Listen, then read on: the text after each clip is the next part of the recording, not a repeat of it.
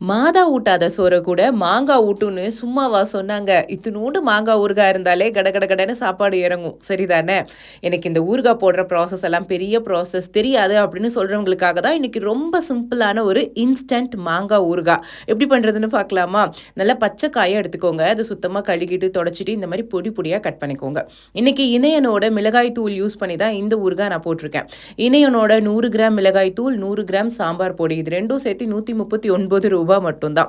இதோட colour, flavour, டெக்ஸ்சர்ன்னு எல்லாமே சூப்பரா இருந்தது. ஸோ கண்டிப்பா நீங்களும் ட்ரை பண்ணி பாருங்க. ஓகே, பேக் டு மாங்காய் ஊறுகாய்.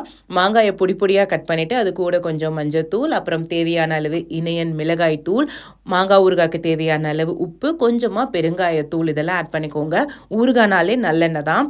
நல்லெண்ணெய் நல்லா சூடானதும் கொஞ்சமா கடுக மட்டும் பொரிய விட்டுட்டு, அந்த சுடு எண்ணெய அப்படியே மிளகாய் தூள், பெருங்காய தூள் மேல ஊத்திருங்க.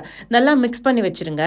காலையில இந்த ஊறுகாய் நீங்க போட்டு வச்சிட்டீங்கன்னா மத்தியானத்துக்குள்ள அது கொஞ்சம் ஊறிடும். மத்தியானம் சாப்பிடுறதுக்கு சூப்பரா இருக்கும். சீசன் ஆரம்பிச்சிருச்சு. கண்டிப்பா செஞ்சு பாருங்க.